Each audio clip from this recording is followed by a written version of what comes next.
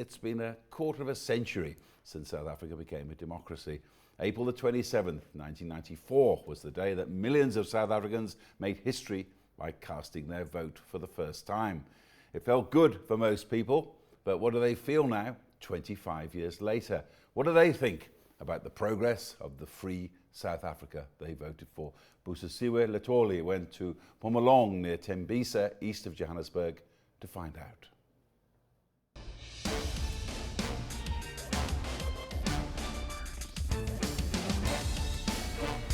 It's been 25 years since 1994 and the birth of South Africa's democracy. Many voters have become jaded over the years, so we drove out to Mpumalanga near Tembisa to speak to Zolega Sijeka to find out where her headspace is going into the 2019 elections. Zolega Sijeka runs her business in the township of Mpumalanga near Tembisa. She's been living in the Eastern Township for over 2 decades. This business is as old as South Africa's democracy. She makes everything from wedding dresses to evening gowns. I woke up in the morning. We were very happy that we'd be voting for the very first time as black people, and for the first time knowing what to do when we vote. We last saw Tata Mandela in the news showing us that we must vote like this, and we saw that this is what we will be doing also.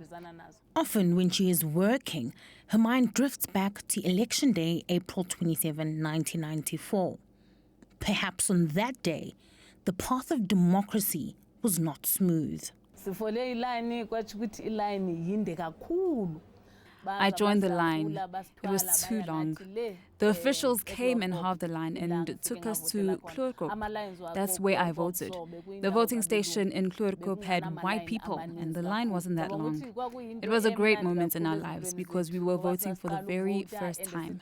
We were very happy and we were happy for our freedom as black people, and that at last, after fighting in a long struggle, we finally found freedom. Another thing we were happy about was the peace, because we were not expecting it after years of fighting. We knew that if we went to a place and saw a policeman, tear gas and rubber bullets would follow. So we were happy because of that peace.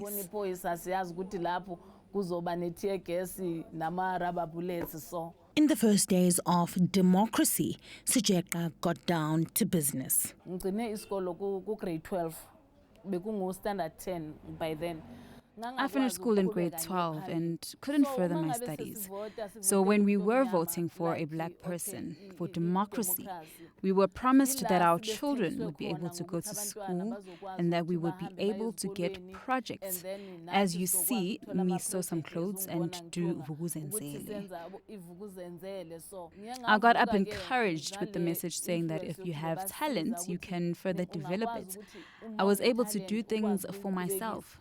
I can make clothes, I can decorate, and it helped me very much. My children were getting support at school in terms of food, etc. After sivota bekukhona lela themba lokuthi even if ungumama like mina as a single parent. After voting, there was that hope that even if you are a woman like myself, as a single parent, I was able to raise my 2 children. I was able to take them to school and university. So this gave us hope that there is change and that things won't go back to how they used to be when we were growing up. Those high hopes have given way to disillusionment. Right now, the hope is no longer the same. It is not the same at all. We look at some things, okay, fine. We can say that they tried doing a lot of things, but a lot of damage has occurred. The damage of an increasing population where it is uncontrollable. Then crime started to increase. Crime is at a point where it is uncontrollable. It has become a heavy burden on us. Also, when we have complaints, things don't get resolved the way we thought they would. There are some things where the truth is just not being shown properly. And the people we trusted to treat us properly and help us with certain issues, things don't happen like we thought they would. So the hope we had has decreased tremendously compared to before. We still have hope, but we are just disappointed. When we vote, we go there dragging our feet.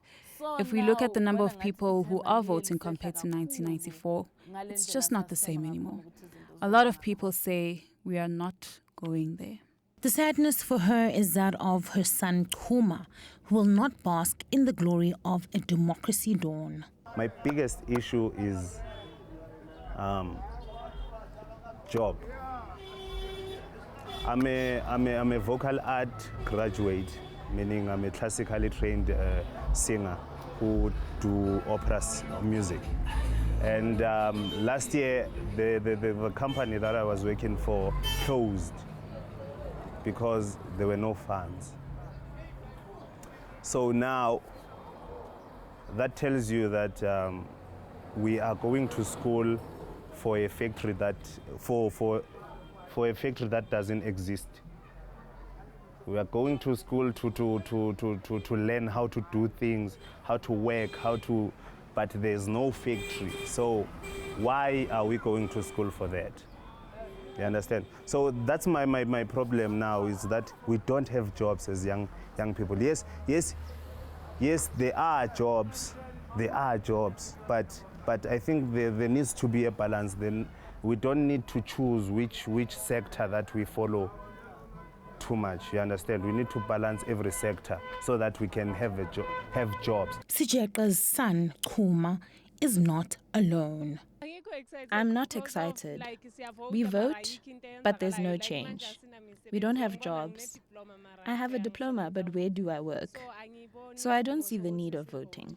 Those that can see change between now and 1994 are those who received service delivery from the government. To us who have not, we cannot lie and say government has done well. What I can say is that I no longer walk with the pass, I walk freely. The excitement I had in 1994 compared to now is not the same anymore. We complain, but no one seems to be listening. But I'm going to vote because it's my right. Her business, regardless. For her, democracy brought hope, but not enough change. Busili Tole, Pumlong.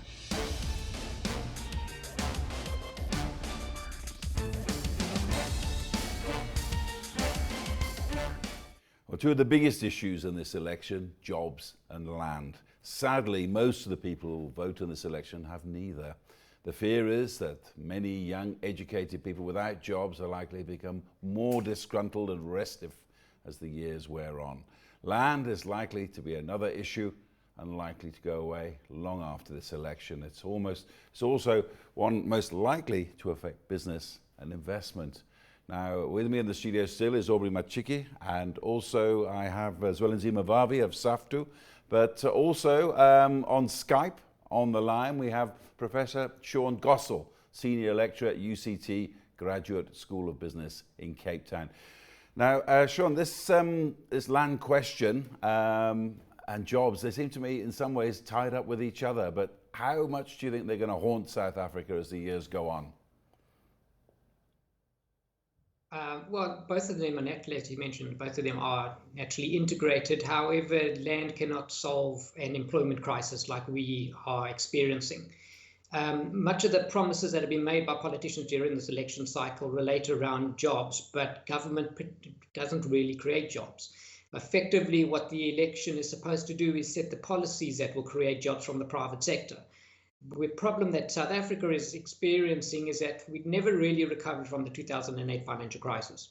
And as a result, government stepped in and tried to create employment in the public sector to supersede the jobs that were not being created in the private sector. However, that's blatantly failed, and we can see the results of that around us in terms of service delivery, corruption, etc. So what we really need now is we need a reset button that the private sector and the public sector can once again find each other and get the economy going. But the public sector cannot get the economy going, only the private sector can. And as long as we have policies of uncertainty which are related to land, which ultimately is around property rights.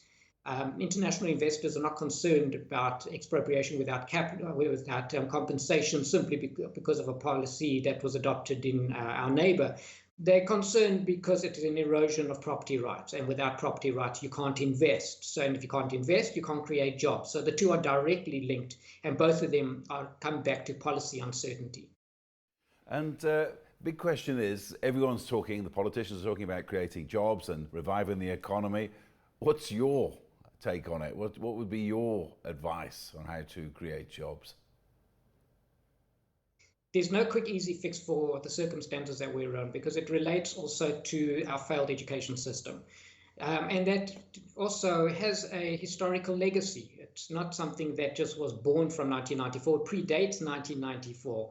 And it is an intergenerational problem that South Africa is going to be living with. We can't be a purely market-based economy. That is not possible in our circumstances. We do need a social net for a large portion of our population, and that's not going to change anytime soon. However, we do need to consider how we are going to reform our education system so that we can better train our workers to be engaged in the private sector industries that are going to be born and are being born very rapidly globally, and we're not prepared for that. And as a result, we've seen the increase in the jobless rates, especially among the youth. And that's a direct outcome of our education system. And land and having a piece of land is not going to solve that problem. Sean, hold that thought there. We'll come back to you. Bring you back to the studio, Aubrey. This is the land question, the jobs question, the interlinked. It's been the stuff of speeches for a long time now in the world of politics. What's your theory about what should be done? Well, here's the problem. I did refer to the fact that the ANC is like a child with a coloring book. The outlines of the picture are drawn by international investors, by global capital, by ratings agencies, and by local capital. And the ANC plays with different colors within those lines. The ANC has failed to change the outlines of the picture. For me, that's the primary problem that we face. Between 1994 and 2014, the South African economy on average grew by 2%. And during that 20 years, there was a period when it was growing at about 5%. Now, during that growth of 5%, not enough jobs were created. It was jobless growth. So this idea that our solution is economic growth is only partially true, to the extent that growth on its own does not guarantee jobs and does not guarantee a better life for the poor and those who are working class. The debate we should be having in South Africa is about the kind of growth we want. And it is the kind of growth we are not going to get as long as the ANC is content with the coloring between the lines that have been created by global capital, domestic capital, ratings agencies, and international investors. Zwelinzima Vavi of SAFTU, you're a trade unionist. It's your job to get a better deal for the working man. Do you think it's going backwards or forwards in these difficult times? Certainly in the economy, backwards. No doubt about the two issues that you are raising as the key issues for this election. The first one of jobs. If there was one particular failure that the ANC have registered, more than any other one, is its inability to create an environment that will lead to this economy to absorb more people, particularly young people. We in a country where increasingly the people who are majority population are unemployed. Our youth already sitting at 52% unemployment rate. We're number one country in the whole world. If that's not a dismal failure, to me, on that alone, and that's the view of SAFTU, on that measurement alone, you can't say we're voting again for the maintenance of that status quo, because the government have completely failed ordinary people when it comes to the principal challenge, the principal concern of every person is that they must have jobs, and that's the only way in a capitalist society they can have some decency and some participation in the economy, some ability to feed their children, to take them to health institutions of their choice and all of that. So it's bad times. I mean, 10 million people unemployed, 37% overall, but over 40% for women, over 40% in some townships, around 45, 46% rate of unemployment. That's unheard of. And anywhere else except here in South Africa and the continent Africa, a government that produces those results would have been shown the door long time ago. But in South Africa, there are two other driving factors in the election. There's something called love and loyalty. And the combination of those two makes people to be blindly loyal to the same party that is reversing their gains post-1994. Gentlemen, just hold that thought there. We're just going to get a little bit more reaction from business at the polls today. Now, my colleague Fifi Peters spoke to John King, the former CFO of the travel company EOH. Let's have a look to see what he had to say today. I think it's the corruption scenario, so I'm voting for getting rid of corruption and also to have policy certainty. So I voted for the party that I think can bring both those things. Yeah. I mean, because I think the issue with corruption here in South Africa is that of there's no accountability. We actually haven't seen anyone go down. And as much as we have seen so much of, trying to deal with the situation, the guys who are allegedly corrupt come out of the institution and then life goes on. No one is held to account. Would you say that we need stronger accountability measures in order to root out corruption effectively? I think we do. I think the problem we've got at the moment is that we have so many commissions and so many investigations, and then nothing happens, and people aren't arrested and aren't convicted. So I think that's the problem. So if we go through the process of having the commissions, finding people guilty, and then they become accountable, and then take the appropriate action. And I think that's what we're lacking. I think we'll root it out, but I think we need to take action at the end of the day. Yeah. I mean, I suppose everybody is well aware right now that the ANC is going to win this election. So President Ramaphosa is going to stay in power. It's just a matter of just how much he wins by. But in him staying in power, the message is we need to grow this economy. He's said that he wants business to come on board. As a business person, we know that your confidence is at levels last seen at the recession according to major indexes. How do we lift that up? I think, as I said earlier, I think it's all around policy certainty. I think once we have certainty around what policies we're going to follow, whether it's around land, around different aspects of business, I think then we can take decisions. Then we'll have foreigners investing, or not investing, but at least there'll be certainty. At the moment, we're in a quagmire at the moment, and it's basically a stalemate. We're doing absolutely nothing. And John, off the record, I mean, when can we see you making a comeback again? Any timelines? No, look, I'm in property development now, so I've left EOH, as you know, and I'm looking at property development. So I'm looking at some places at the moment, so you never know. That was John King, the former CFO of EOH, casting his vote in Houghton. So just continuing this discussion on jobs and land, we welcome Xhanti Payi, the economist here. Thank you very much for joining us. You heard Zwelinzima Vavi making that point about the parlous state of jobs in South Africa. Well, as an economist, what's your view? But secondly, what would you do? That's the big question I have for people. Mr. Vavi is absolutely correct. In any other country with this kind of unemployment, there would be a revolution. Outside of Africa, I suppose.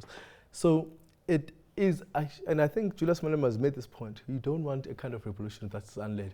But I think one of the things we keep doing wrong is to imagine that first you grow and then you employ.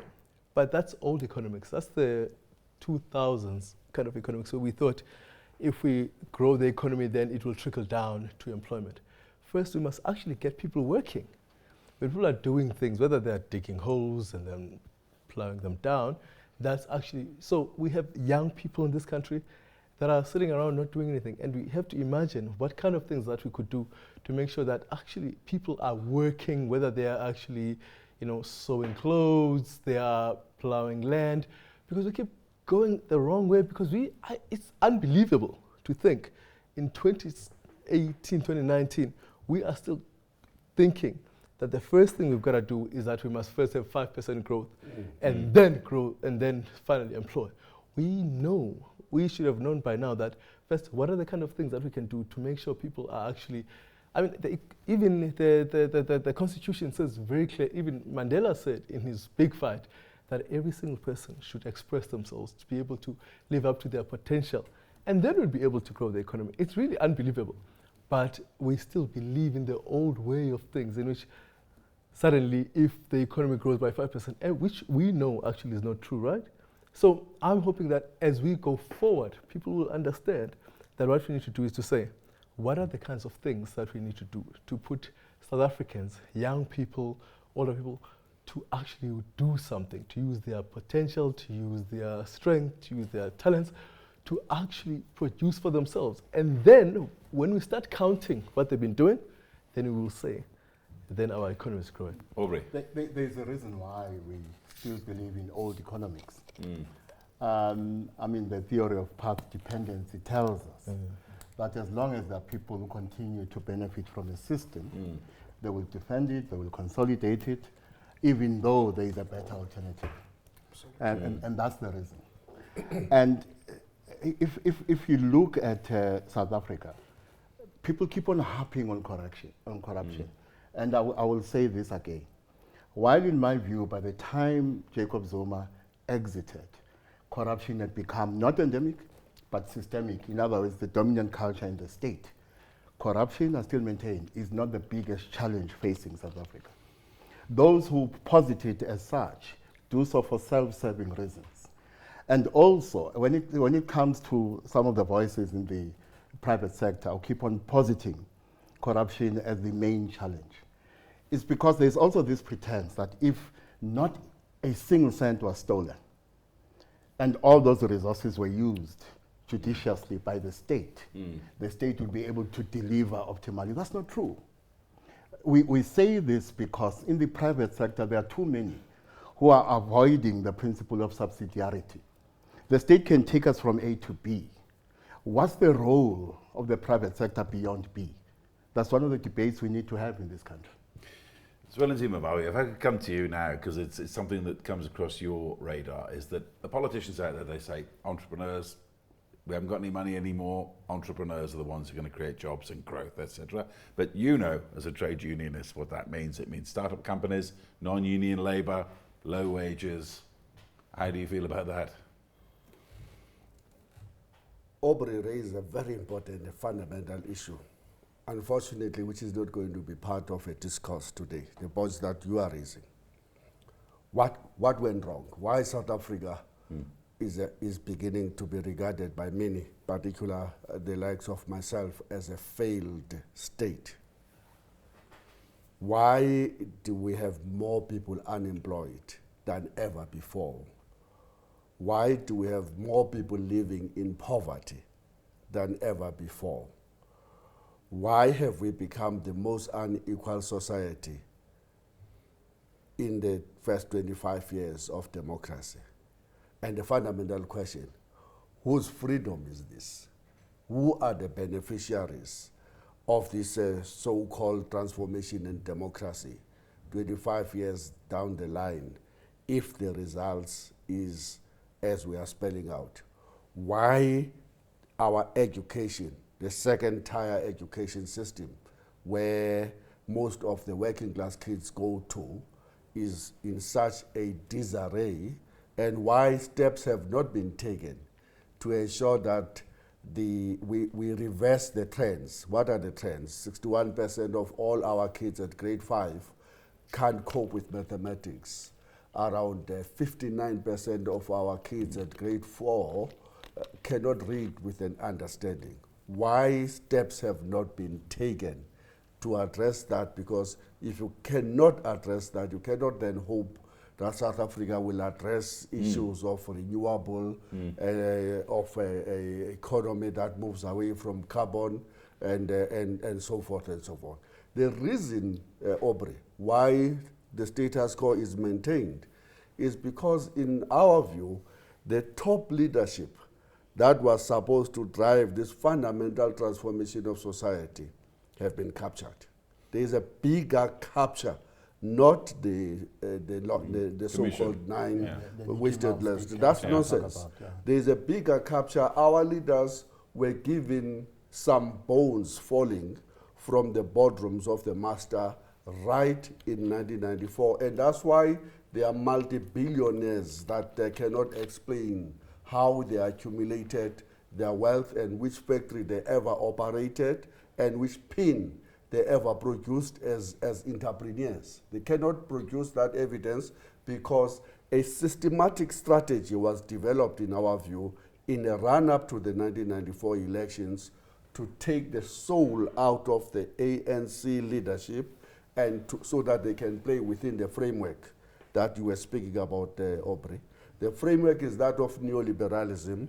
You have to cut the taxes of the rich, you have to increase the taxes of the poor, you have to cut the expenditure on health and education, you have to have so many vacancies because you're suddenly running off the cash, because your debt ratio must be at this level, the tax must be at this level. So says the real masters from New York, the rating agencies, the IMF and the World Bank. So we are working within that box as we do. And that's why if we don't change the direction, and that's not what we're going to get, by the way, today. If we don't change the direction, we're going to be here for another 25 years. Absolutely.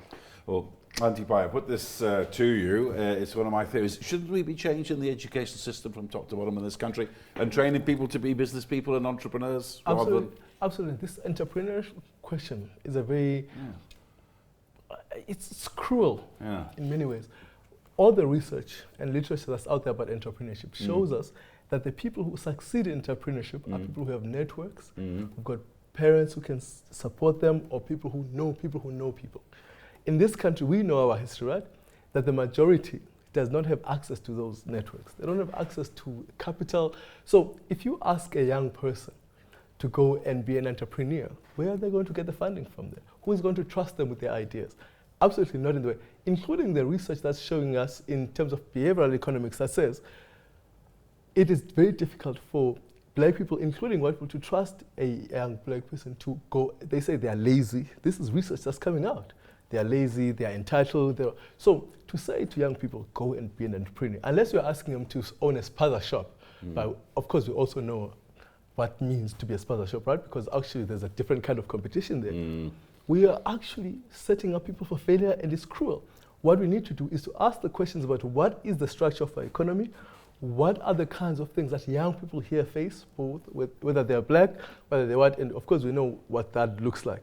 So the problem we are facing is for our leaders to actually step back and say, what are the things, if we think about employment, what is the structure for unemployment? What are the nature, what are the causes of unemployment in this country? And then once we've figured that out, then we start to talk about, well, now these are the solutions.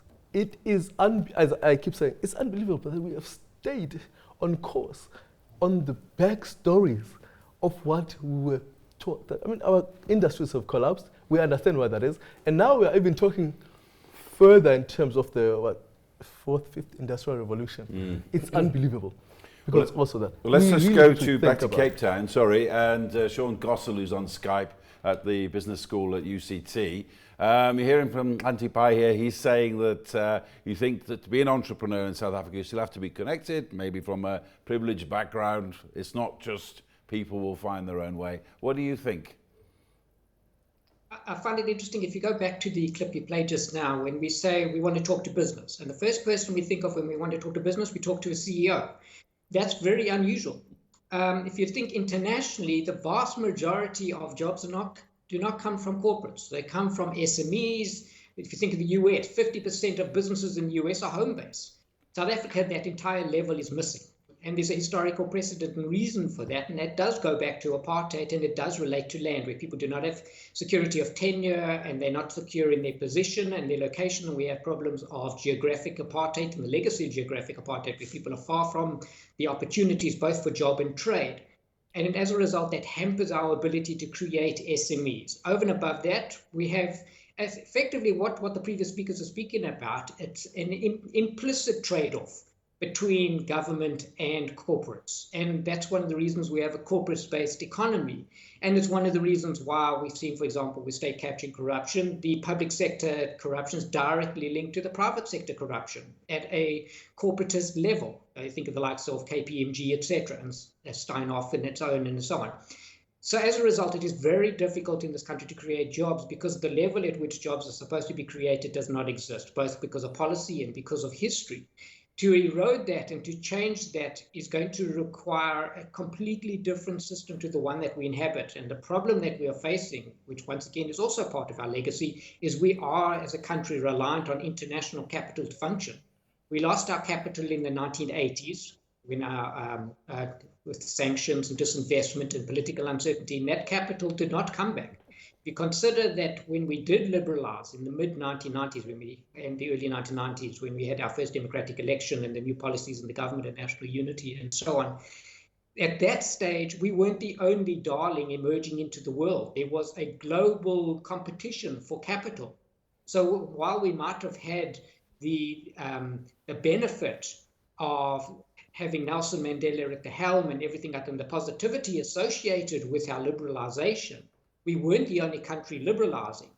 And as a result, unfortunately, much of our transition during those early years did not attract the capital that we required and did not create the policy space required that would actually liberalize the trade-off between the public sector and the private sector corporates. And that's what we're living with today, where we have a missing middle. And unfortunately, this election, when you listen to politicians talking about jobs, they're not talking about SME jobs. Once again, we're falling into the same trap of thinking that only corporates create jobs. Corporates do not create jobs. It is up to SMEs to create jobs, and we need to create the environment where SMEs will flourish and create those jobs. And when I say SMEs, I mean home-based companies. That's where it starts. That's how most of the Asian tigers got up and running, and there's no reason why we can't do it. But it needs policy change, and it needs also policy both on the government side, but also on the private sector side, where corporates in South Africa tend to only trade and deal with corporates. That has to also be dismantled. Okay, as we just saw, thank you very much. We'll bring that back to the studio here. We just saw pictures there of Julius Malema casting his vote, or standing in the queue, about to cast his vote. There you are. He's going through the door, and his party is expected to do reasonably well in this election. But I'm bringing back to you, Xhanti Payi there. I mean, what did you think of the view there from Cape Town of entrepreneurship? I mean, and I take issue as well, because a lot of entrepreneurs I know, good ones, could hardly read and write. You know, they were just good at making money, and they had a good eye for it. So I don't know where do they come from? Well, I've met them all over the world. I've walked all over the world. Yeah. So, for example, the big entrepreneurs that I know of, you know, whether they founded Facebook or the big companies, were not just people who came out of matric. They were Harvard dropouts. Now, of course, you don't get to Harvard without what we call in this country a junior degree. First, you have a college education. So by the time you get to Harvard, you already have what in this country we call a degree. So, and then, of course, they have got families, they've got networks. So nobody in the stories that we tell our young people are actually people who came from where, for example, I would have come from when I started my business. And I keep telling people all the time, when I started a business, I was not unknown. You know, I had been writing columns, but it was quite different because it is not the same thing. And we keep doing this thing in this country in which we compare our stories to other stories, whether we say China, where we know, Mr. Vavi would say, we can't compare, for example, our labor relations to the Chinese, because that's just not the way it would work. If we compare, for example, our successes, we can't compare them to the city of or in Indonesia or anywhere else. So what we need to say is, what have we been talking about? How did we compare the stories? So I'm not convinced, and I think the professor is quite correct in the many things that he's saying, in the sense that we have to actually look at ourselves and say, where are we in the development of the world? What have we done wrong, and where did we arrive? And then we start to construct a different kind of thing. We are really, really far behind than we think we are. Now, of course, I also don't believe in the sense of what we say, that we suddenly going to create jobs for young people because many companies have agreed with the president that we need. That doesn't work, right? Because companies never employ people that they don't need. I get a lot of Facebook messages because they see me, like some young people will see me today and they will ask me for jobs. But I don't have jobs for them. They will say, can I shadow you? If I said yes to that, they will slow me down because, of course, I don't have work for them. So the point is, what are we going to do to actually bring these young people in to make sure that they can get the experience they need and then they participate? And this is actually the dynamic that we are refusing to take out, because actually we are quite happy to sell big stories. You know, of all of these three people here can sell great stories, but without actually recognizing we are facing serious problems about the kind of society we've got, what we inherited, and the kinds of things we have to contend with to actually change, make a difference. It's really, really, really, really. But that's another thing. I mean, I'll come to you in a second, Aubrey, but Zwelinzima Vavi, I must put it to you. A lot of politicians, they say, look at Singapore. What a state it's come from nowhere in 40 years. But What people they forget to mention is that sweated labour has suffered for years. They've lack of freedoms, lack of the expression that we have here now, to create that sort of capitalist paradise. So it's a very difficult bargain, surely. South Africa will never be a dictatorship. I think that if there was one thing that we should really be celebrating today, going to vote, is that South Africa have turned that corner. It's a country based on fundamental human rights, fundamental labor rights, and nobody can ever reverse that anymore. So this dream that we can be some dictatorship, or we can afford to keep workers into the sweatshop economic conditions of the worst kinds in the East, and whilst our CEO and employers want to compete with the best in America and Europe, is a fallacy. It's not going to work. Instead, it's going to be the breeding ground of a conflict. And but I wanted to talk about what you people are engaging with in terms of the role of small, medium, macro enterprises, and the role of investment, the role of capital, the meaning of growth, and all of that. In my view, South Africa is a typical case of an example of deregulation gone mad. We just deregulated. You know what we did first in 1994? We announced that we're going to drop the tariffs even faster than required by GATT then and the World Trade Organization. And we said, let's open ourselves to the chilly winds of competition. No regulation. We were asked to keep some tariffs 10 years. We said, no, we'll cut it faster. We are the good boys of the framework that Aubrey was speaking about earlier. And what followed was this rate of de-industrialization that have made our manufacturing sector to drop from around 20-23% contribution to the GDP to around 11-12% as we speak. Now, the role of the SMMEs must be debated in that context of deregulation, of neoliberalism gone mad. We have failed even with the hawking. The spaza shops that were in the townships have been wiped out. Black people have absolutely nothing to show after 25 years of democracy. They don't have a spaza shop. They're not the hawkers. They are in the periphery of everything. We are breeding a new crowd, by the way, for revolution, because our people will tolerate this much. At some point, that ticking bomb that some of us have warned about will begin to explode. Already we're beginning to see a round of fire, a ring of fire everywhere else we go in our big cities. We are a failed state. And we can talk about the reasons why our people are not even owning spaza shops, but it's yet another indication of a failed state. Unfortunately, there are so many examples of failed state in our continent, in Asia, and even in South Latin America. If you can hold that thought there, we're going to go to the IEC in Pretoria now for an update there. And also an economic view, another one from Lumkile Monde, The Economist, who's standing by with our correspondent there, Karabo Letlatla. Karabo. Chris Bishop, hello again from the Results Operations Center right here in Tshwane.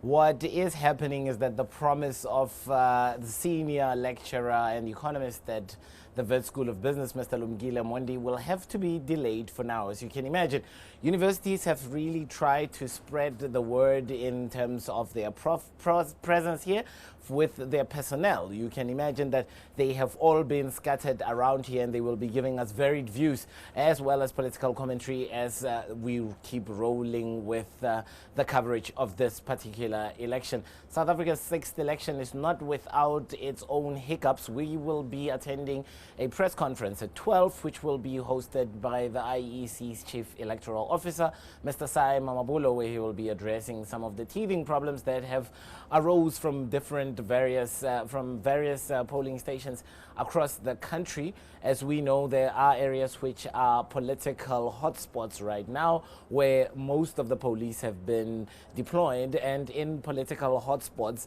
those areas will have a higher number of police representation from about 6, I think, per voting station. So usually what you find is that you find 1 or 2 police officers, depending on the population size, of course, of your particular voting station. But they will be addressing things like why some polling stations opened late and why some failed to open at all, and if they're making any contingency with regards to inclement weather, as we're seeing in some parts of the country, particularly the Western Cape, as well as some parts of the Eastern Cape and a bit of central South Africa as well. So we'll be finding out those kinds of details, but politicians continue to trickle in.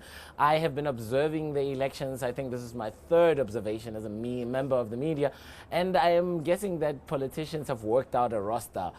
Some will come to the IEC to bench their particular allocated slot here, if you will, for the party, and those will be voting later. But the big hitters, if you will, in terms of party representation is currently out there voting, and we only expect them to trickle in the evening here, even though the president of the ANC is only expected to be here sometime tomorrow onwards. But it continues to be lively here. It continues to fill up to capacity, and it's only once that scoreboard behind me starts taking over that we will have a real change in terms of not only feelings but outcome. Political parties come here for their own litmus test. They want to know if they were able to relate to the voter during their campaign season, and the more political parties we have, I mean, this time we have 19 more political parties, making a final tally of 48. I have not seen this many political parties anywhere except outside of Parliament, perhaps, but it will be the main focus that will be on whether or not those political parties can start having conversations around possible coalition, or how to possibly amalgamate the weight of their vote in order to achieve both their intended consequence in this regard. So we're expecting a lot of activity to still happen on the ground, but right now that scoreboard remains as is without a vote on it. But this is where all the information, where all the results will be emanating from, and we will be bringing it to you live and first. Thank you very much. That's Karabo Letakla, our man at the IEC. One thing in these political times, Aubrey, about this whole issue about jobs and land, do you think sometimes we as a nation, we spend too much time arguing about it and perhaps less time doing things about it? Well, as I said earlier, our problem in South Africa is an insufficient appreciation of the fact that words are not what they describe. And the challenge is to bridge the gap between words and what they describe. That's the first thing. When it comes to land, I don't know why we spend so much time talking about expropriation of land without compensation. It's not going to happen. Just look at the budget allocation for land. It's minuscule. Then you realize there's no intention to do it. You know, and then you know, sometimes some voices in the private sector astound me. They talk about the need for political certainty. Well, of course, we know they're talking about political and policy certainty of a certain kind, of the profitable kind. And at the same time, they want a weak state. Now, how do you get policy certainty from a weak state? And the post-apartheid state is a weak state. It's a state that was captured before apartheid ended. And now we have this narrative of state capture, when in essence what we have in South Africa, if we must talk about state capture, is the fact that Bosasa and the Guptas were a mere interruption. They interrupted the real state capture project. Absolutely. And actually, it is now that we must be more vigilant. Because what the Bosasa Gupta incarnation of state capture has done is to create opportunities for a return to the real state capture.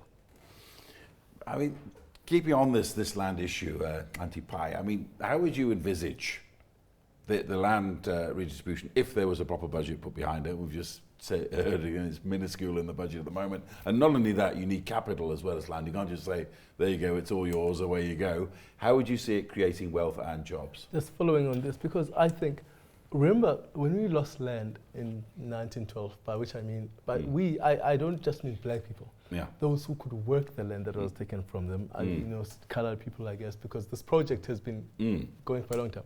We didn't lose just pieces of land. We lost the capacity to develop land, the skills to be able to participate and do this. So when we think about land, I think sometimes we are now talking about as if we must be given land, as if we would now go back to 1912.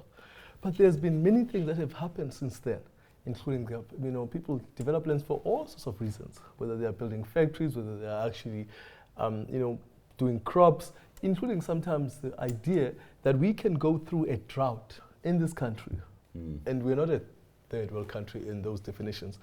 And suddenly people don't realize, how are we going through a drought when droughts happen every 8 years to 9 years, and we have no irrigation, no crop resistance? Like where are we right now? So the thing that we have to recognize what we lost. We didn't just lose pieces of land, we lost capacity and the ability of people, including confidence. So we have to think about it in a very different way than just to say, well, restitution, give people pieces of land. Yeah. No. So I think in a very, very responsible way and a caring way to say, where did we stop and where shall we start? And I think I agree with Mr. Mashiko here when he says many ways in which we think about these things it's incomprehensible. I mean, I keep using this, how unbelievable it is that even when we ask people, I mean, President Mbeki said the other day that what are we thinking about when we think about land? Why do people want land? What do they think they want to do with land? Do they want, I mean, people are not given title deeds because we say, well, because they're going to sell their land. In modern times, we want people to use land, whether to educate their children, whether to build homes, whether to develop, these things that we see in Sandton, all sorts of things. But we think that we must nanny people because we will tell them what they will do with the land. The question of land is exactly the question of why everybody owns land. It's about economic activity, it's about dignity, it's about historical reasons, about all sorts of things. And we must trust our people to do that. So economic activity, if I read all literature about economics, about ownership of capital, about humanity, all literature tells us one thing, that we want, every single person has aspiration. Everybody wants to do what they want to do. And we should be, every government, the only reason we have government is so that they actually can help us to move towards that. We have not done that. We want to nanny them, and we want to tell them what they should do, and we also want to undermine them. It's really unbelievable. So we have to think differently about what we think about what land is, what we think about what people want to do with their land, where they are right now, where they were, and not insist that we're going to return them to 1912. We can't return them to 1912. What can we do now? I mean, Mr. Vavi says this thing about the budget that we have put on the thing. It does not indicate that we actually are going to support people to be productive economic agents. That's not the indication there at all. And that's the problem we face. We could go back to Cape Town, to the UCT and Sean Gossel. I mean, you're hearing the arguments here. How much economic growth do you think the equitable distribution of land and the development of land in South Africa could bring to this economy? Well, it's difficult to say because it depends, as the previous speaker said, it depends on what you use the land for. And I think that's part of the problem that South Africa is sitting with.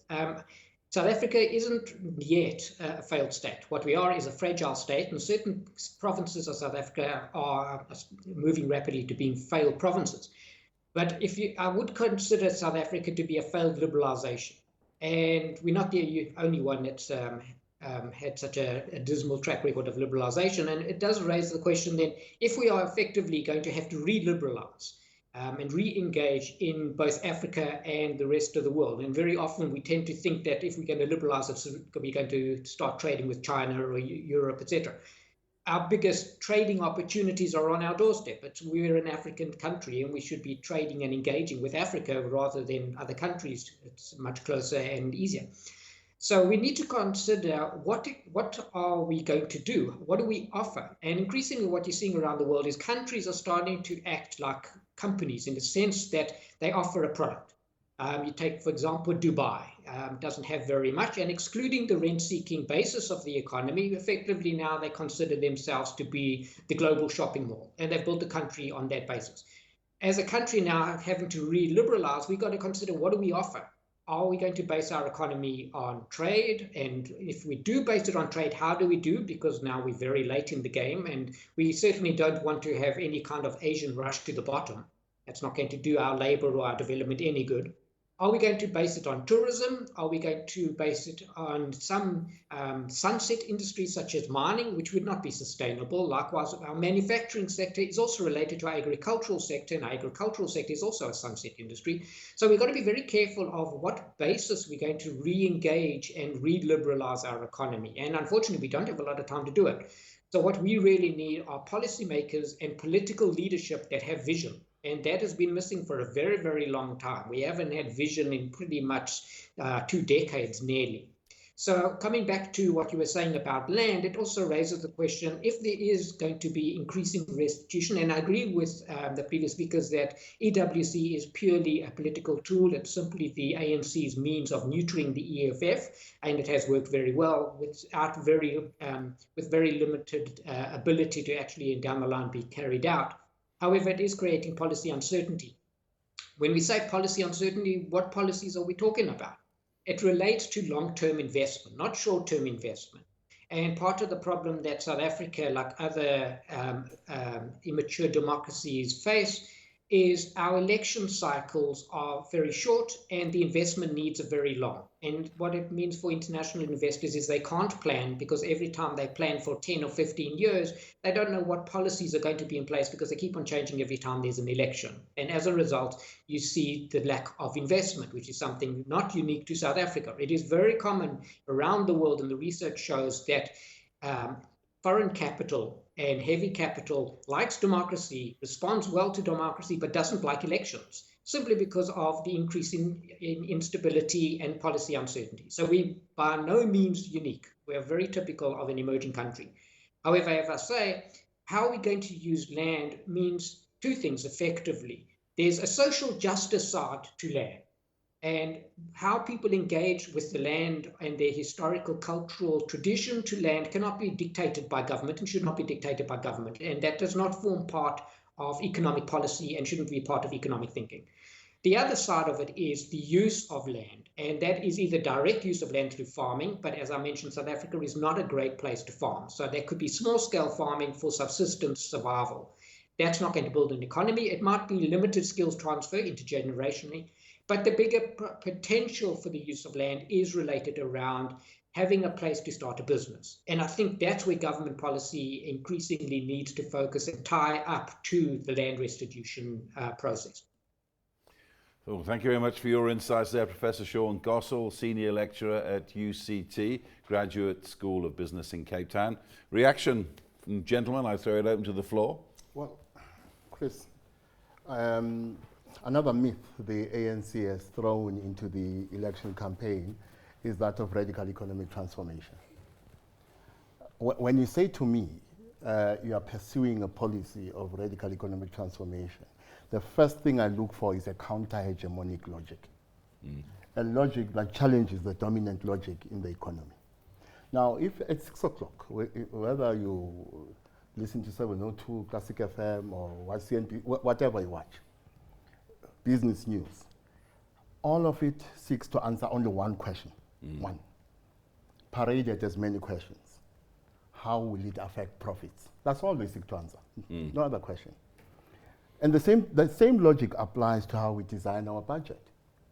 Our budget is premised on answering the same question. How is this budget going to affect profits? And then we use the poor as props, to prop up our argument. We talk about pro-poor policies and things like that. And education is important in this way. Unemployment is the main driver of poverty in this country, which means when you look at your budget, you must ask yourself the question, if that is true, are we allocating resources correctly? And it seems to me an argument can be made that we need to re-examine our budget and how we allocate resources to address this fact that unemployment is the main driver of poverty in this country. If I could put another line question I have, I put it to you, Xhanti. I mean, basically, I've studied this, and one of the greatest things this continent could do right now is become large-scale farmers. I mean, the rest of the world's covering their land with houses and concrete, and there's going to come a time when they're going to beat a path to the door of people growing food here. But at the same time, there's incredible urbanization in Africa. A lot of people don't want to work the land anymore. I mean, my great-grandfather was a farmer, and the stories were passed down to me about failed crops and hard labor. It put me off for life, probably before I was born. But anyway, what I'm saying is it ever going to work? Are people going to return to the land if there's money to be made or there's jobs to be created? So when we were trained in economics in those years ago, there was something they said, nations do what they are best at. They said comparative advantage. Yes. We know now that that's very different because it's about negotiated advantage. So, China will negotiate better with, the Americans, and we can negotiate with Russians about the things we think we can do better, even if we can't do them better, but we can say, look, guys, we have land and we can do that, even if we can't work the land better.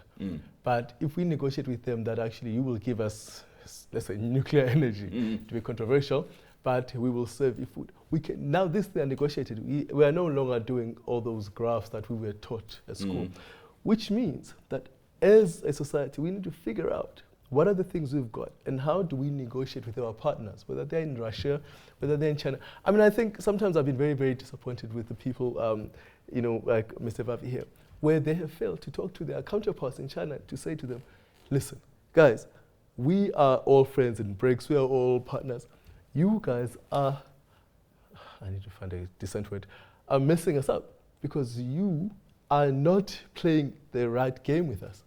So how do we actually do it differently so that actually our workers also benefit in this thing? Because actually it's all about negotiation. I mean, the Americans know now. I mean, we think, President Trump is crazy, but I think he speaks to something quite important. I mean, he can't dissolve globalization, but at the same time, he speaks to some important nuances about how the world has changed. So what we need to do is to find out, how do we then say, what do we have in this country? How do we advance our people? How do we fight for their rights, not in South Africa, but in the global environment?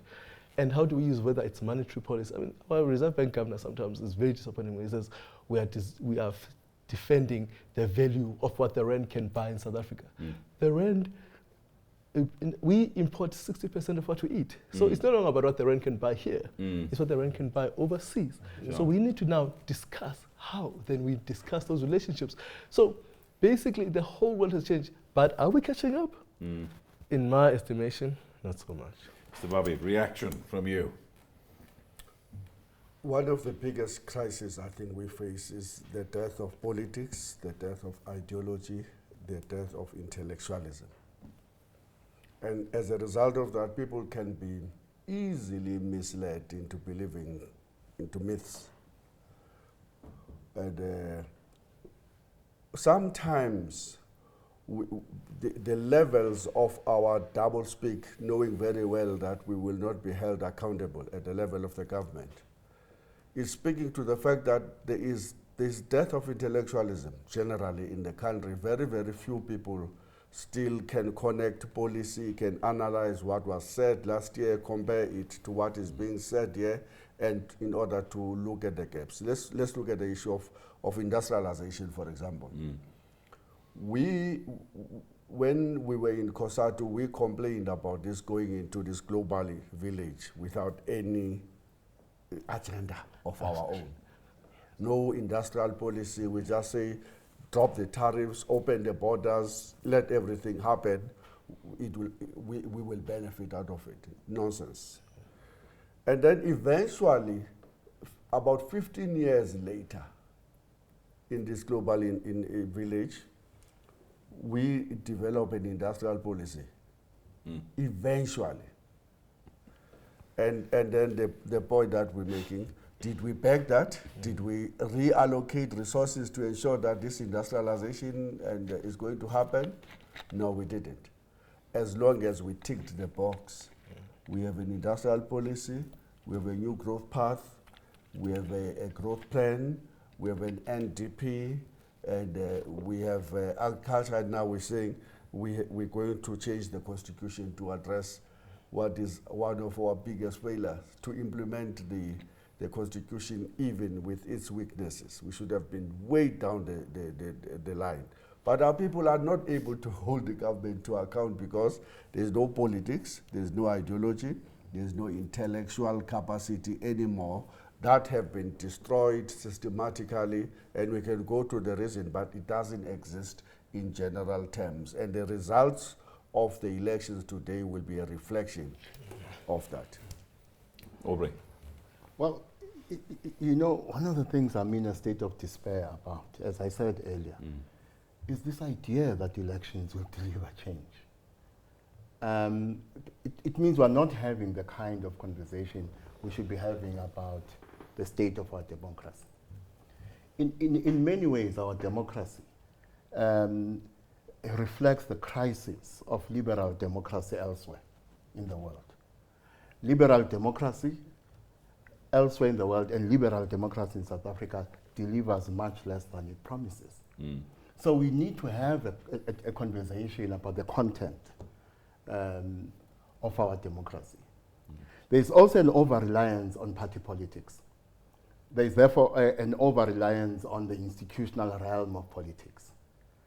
Whereas change can come from the institutional realm of politics or party politics, but we must conceive of our democratic space as a space that consists also of what people don't regard as politics. For instance, the so-called service delivery protests or whatever, strikes and so on. They are a legitimate political space that is part of our democracy.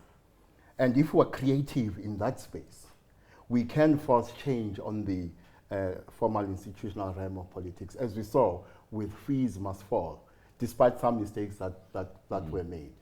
So it is for these reasons that I've come to the conclusion, or I'm gravitating towards the conclusion, that South African elections have become a mere ritual that we engage in every 5 years, without taking due consideration to what was delivered by the last election and the election before that. And if we do that kind of analysis, we may be forced to come to the conclusion that every time we vote, we engage in an act of disenfranchisement. Well, I don't know what you'd advocate then. I mean, a vote boycott, a strike, I don't know. Well, there's also this idea, I hear people saying if you don't vote, you must not complain. If I decide not to vote today, I am not going to be stripped off of my citizenship. I remain a citizen. And therefore, I am a political actor. It may not be in the formal institutional realm of politics, but I'm a political actor who must enjoy the rights of all citizens. What it means to me, as Yicha is saying, we need to rethink our politics. This thing of throwing all our eggs in the Ramaphosa basket and the election basket is a problem because we're setting ourselves up for failure. But I mean, again, I can throw this open to all of you. I mean, two things. Firstly, we've talked about the amount of dissent there is. You feel there's revolutionary spirit coming up. But I mean, at least people in our country can express themselves. I've worked in countries in Africa before where the kind of protests we're seeing around Joburg at the moment would have been met by the barrel of the gun. I can tell you that for nothing. Firstly. And secondly, are we being a bit harsh on ourselves here in the fact this country's done a lot with not very little? Really, when you look at it in the last 25 years, it started off with empty coffers in 1994, and it's had a massive task at hand. I don't know. I throw it open to you all. Well, let me start by saying, in countries that are democratic, citizens are failed violently. In a country like ours, citizens are failed peacefully. That's the difference. I mean, people all the time, they complain about, say, oh, you know, the police aren't effective and whatever. I said, you should live in a country where the police can take you and you won't see the light of day for 3 weeks without a lawyer, and then perhaps you should, yes, the gentler policing, you'd appreciate it. If you're poor. If you're poor, yeah. If you're in Bryanston. If you're in Bryanston, yeah. I mean, because we've misunderstood the system of democracy or society that we came to, right? We are a democracy, by which you mean, and I think this is, now I forget this guy's name who says, by which you mean, our lives are ruled by the quality of opinions of our citizens. So if our citizens think we are in a good place, then they will vote in that way. If they think we're in a bad place, they will vote in that way. But if they think it could be better, they will vote in that way. So, but we have not attained to that quality of democracy, because we sit here and we will say all those things. And many times, actually, our people have been failed by the so-called intellectuals and leaders in our society, because actually we don't even. But I understand what that is, right? I'm like the youngest in this group. So basically, and I can be invited here to sit amongst my elders and voice my opinion. We could be completely.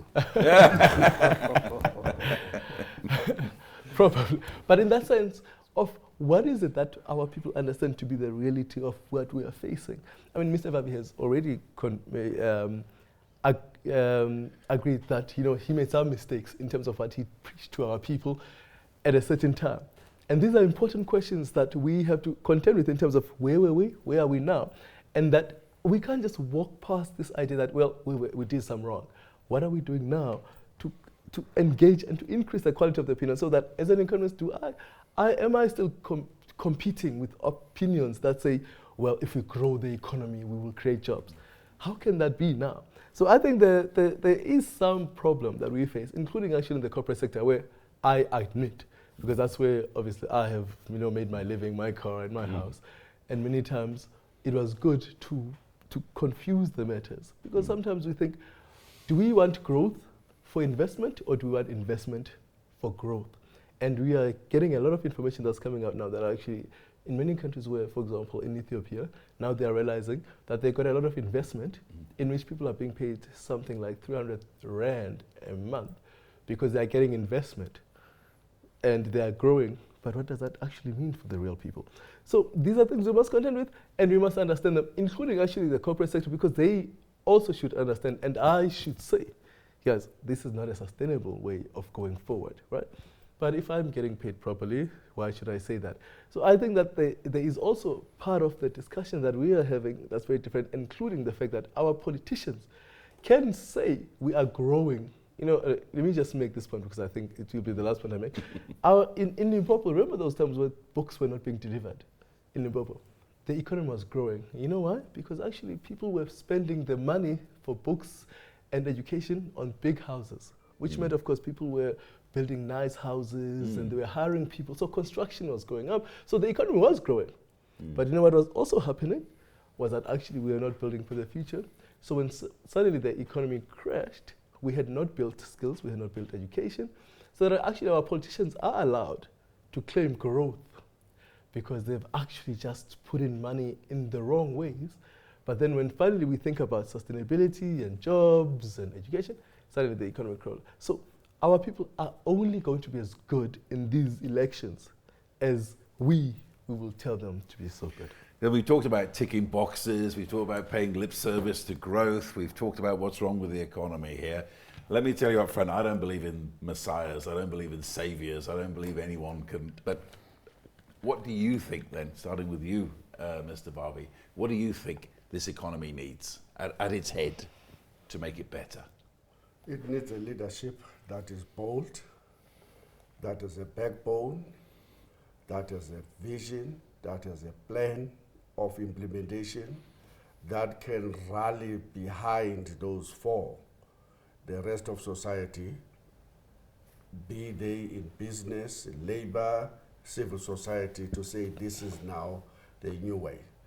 And that plan, that vision will say, this is what we want to achieve. For example, if it was to say land is the issue, then it must say, here is our plan to develop it. And this is what we're going to do. And this is what we want you to do as citizens. This is what we think should be the role of business in building a robust agricultural sector. If it is going to be about reversing the trends of deindustrialization, it must say, here are the sectors that we can reverse, we can use to reverse. You're saying that we import 60% of our food. I now have come to know that actually we import 66% of all tinned stuff from Italy in this country. And that leadership will say, we've got to reverse that. This is how we're going to be reversing it. and this is our competition issues, this is our trade policies, this is going to be our tariff policies, and this is going to be at the totality of our plan. If we're going to say the education system is in a mess, we need a leadership that will say, here is where the problems are, here is what our experts are saying we should be doing to reverse the situation. They have developed a 5-10-year program for us. We've got to be doing A, B, C, D in line with this program, in line with this vision. Unfortunately, this is what we don't have in South Africa today. We are being told, what is the slogan of the ANC? Let's grow South Africa together. Let's grow South Africa together. There is no content in terms of how but is this going to be let me just achieved. tell you that I agree with Mr. Vavi. And everything he said is absolutely true. I have nothing to add except to say that he is participating in a way where if I were to ask him, where are the workers' retirement funds, where their savings being invested? Are they invested in the manner in which he is speaking? Or are they being invested in a different way? And that's where I would like to challenge him to say, look, it cannot be.